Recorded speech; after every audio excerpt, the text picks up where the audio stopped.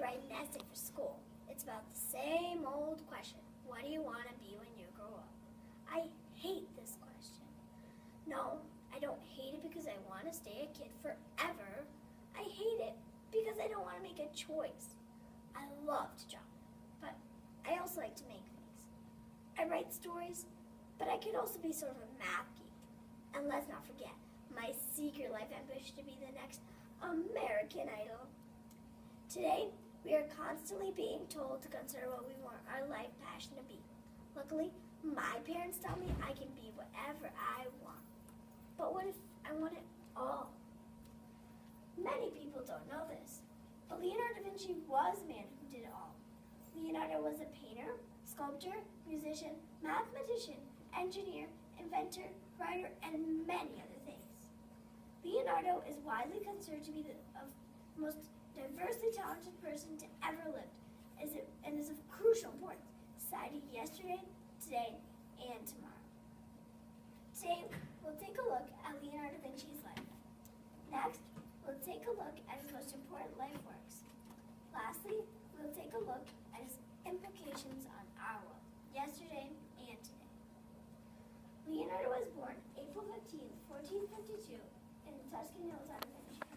Son of the wealthy Monsieur Piero Fusion d'Antonio da Vinci and peasant Caterina, he spent his first 5 years in the hamlet of Anciano in the home of his mother. Then, from 1457 until adulthood, he lived with his father, grandparents, and Uncle Francesco in the small town of Etching. In later life, he recorded only 2 childhood incidents. One, which he regarded as an omen, was when a kite dropped from the sky and hovered over his cradle, its tail feathers brushing his face. The second occurred while he was exploring in the mountains. He discovered a cave and was both terrified that some great monster might live there and driven by curiosity to find out what was inside. As a person, he was a curious man. His most famous quote was, "He who thinks little errs much," explaining that one should always be challenged.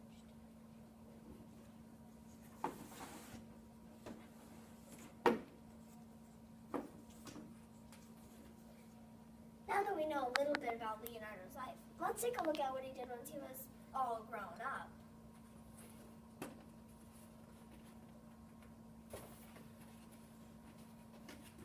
Leonardo is best known as a painter and an inventor. Let's start with Leonardo the painter. He once said, "Drawing is based upon perspective, which is nothing else than a thorough knowledge of the function of the eye." Well, Da Vinci certainly had a well-functioning eye. His perhaps 2 most important and well-known pieces were the Mona Lisa and the Last Supper.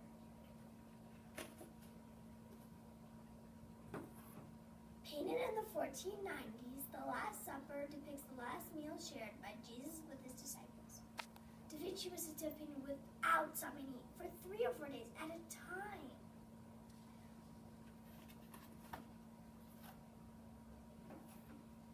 Painted in approximately 1505, the Mona Lisa is one of the most famous paintings in the world. Currently at the Louvre in Paris, this painting is famous for the elusive smile on the subject's face, a rare expression in paintings at the time. Less known than his paintings are Leonardo da Vinci's inventions. Forever fascinated by the possibility of flight, Da Vinci spent much of his time thinking of ways to get mankind in the air, and then, of course, how to get them back down safely. He invented the first ever parachute for this. It was a long wooden pyramid structure about 7 meters long, draped with a piece of cloth that would slow a person as they fell.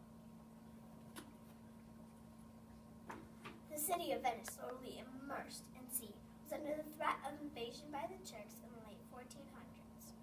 Originally designed as a way of warding off invading ships, Da Vinci dived suit would allow men to engage in a little underwater sabotage by cutting holes in the enemy's hull. The drawing showed divers outfitted like frogmen. The suits show a regular layer of clothing, a protective face mask, goggles for seeing underwater, plus an assortment of ropes and weapons.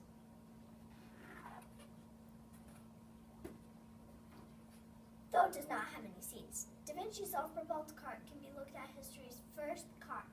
In fact, since it has no driver, it can be looked at as history's first robot vehicle too. The drawing don't fully reveal the mechanism inside, but the best guess is that it uses a spring-driven mechanism similar to that in a clock. However, the car could only make right turns and would have limited usability.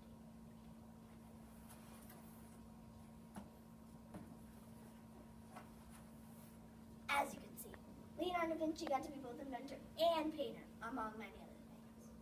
Now let's take a look at his implications on our world, yesterday and today. Now, while I was thinking centuries ahead of his time, many of his inventions did not get looked at until centuries after his death. However, many of his forward-thinking prototypes have provided a foundation for some of the most innovative inventions in recent memory. In 1994, Bill Gates purchased some of Leonardo's scientific writings that explained water movement, fossils, the moon, and other things.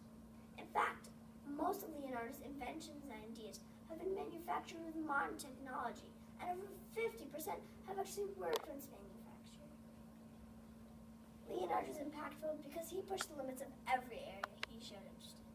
Taking the time to learn a little bit more about one of the smartest men that ever lived is important to tell any average person. Son of a peasant is capable of. Well, I have to go write my essay. Hopefully my teacher won't mind a picture on everything I want to be.